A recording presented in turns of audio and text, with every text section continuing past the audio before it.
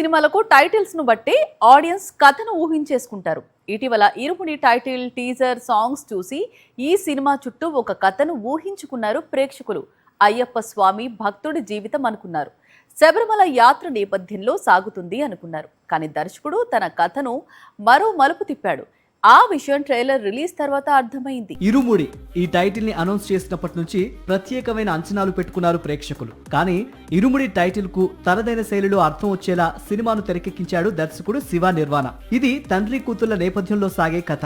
కాకపోతే అయ్యప్ప దీక్ష నేపథ్యం ఈ కథకు కొత్తదనాన్ని తీసుకొచ్చింది. రవితేజ, ప్రియా భవానీ శంకర్, బేబీ నక్షత్ర ప్రధాన పాత్రలో నటించిన ఇరుముడి ఆగస్టు 21న ప్రేక్షకుల ముందుకు రానుంది. చిత్ర యూనిట్ రిలీజ్ చేసిన ట్రైలర్ సినిమాపై అంచనాలను మరింతగా పెంచిందని చెప్పవచ్చు. ఏడాది ప్రారంభంలో భర్త మహాశయులకు విజ్ఞప్తితో ఇంప్రెస్ చేశాడు రవితేజ.